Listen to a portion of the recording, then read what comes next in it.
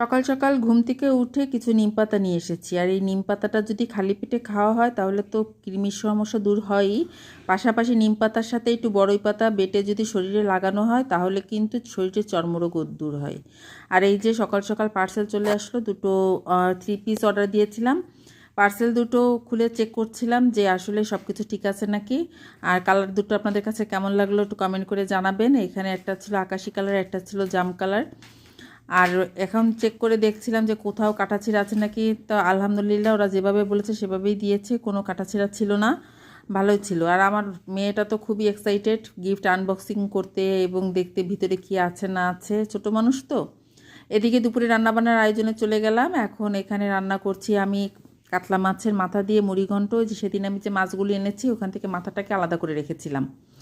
তো প্রথমে আমি পেঁয়াজ কুচিটাকে একটু ব্রেস্তা করে নিয়েছি, তার ভিতরে তেজপাতা গরম মশলা দিয়েছি, তারপরে দিয়েছি হলুদের গুঁড়া, মরিচের গুঁড়া, পরিমাণ মতো আদা বাটা, রসুন বাটা, জিরা বাটা, সবগুলো উপকরণ একসাথে দিয়ে সুন্দর করে নেড়ে চেড়ে আমি এর ভিতরে আগে থেকে ভেজে রাখা মুগ ডালটা দিয়ে কষিয়ে নিচ্ছি। এদিকে একটু বিস্কিটও বানিয়ে নিচ্ছি, সেদিন বিস্কিট বানিয়েছিলাম, তো বাসার সবাই পছন্দ করেছে, এখন আবার বানানোর জন্য সবার আবদার করছে। আসলে সন্ধ্যার সময় তো বিস্কিট লাগেই খেতে চায়ের সাথে, তো ভাবলাম একটু বেশি করে বানিয়ে নিই, যেহেতু শনিবার ছুটির দিন আছে, হাতে একটু সময় আছে, এর জন্য বানিয়ে নিচ্ছি। তো এই যে আটাটাকে আমি মাখিয়ে নিচ্ছি। প্রথমে আমি চিনি আর সয়াবিন তেলটাকে সুন্দর করে মিশিয়ে নিয়ে তার ভিতরে আমি পরিমাণ মতো আটা দিয়েছি, লবণ দিয়েছি, তারপরে একটু বেকিং পাউডার আর দিয়েছি কর্নফ্লাওয়ার। বিস্কিটের রেসিপিটা কিন্তু আমার পেজে দেওয়া আছে, আপনারা চাইলে দেখে নিতে পারেন।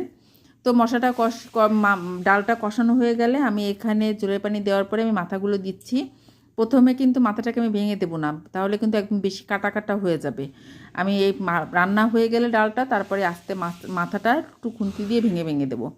এদিকে আমি যে নদীর পাঙ্গাস মাছ ছিল সেই পাঙ্গাস মাছ দিয়ে পটল দিয়ে আলু দিয়ে রান্না করছি। পটল দিয়ে কিন্তু পাঙ্গাস মাছটা খুবই ভালো লাগে, আপনারা খান কি না জানি না, না খেয়ে থাকলে একদিন ট্রাই করে দেখবেন।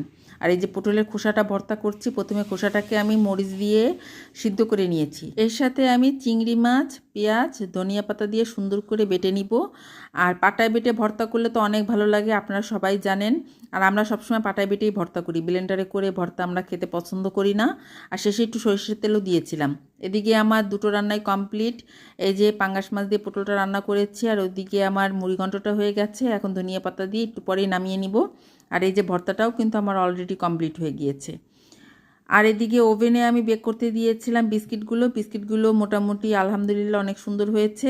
এই ছিল আমার আজকের ভিডিও, কেমন লাগলো অবশ্যই কমেন্ট করে জানাবেন। আর আমার চ্যানেলে নতুন হয়ে থাকলে সুন্দর সুন্দর ভিডিও দেখতে আমাকে ফলো অথবা সাবস্ক্রাইব করে দিবেন।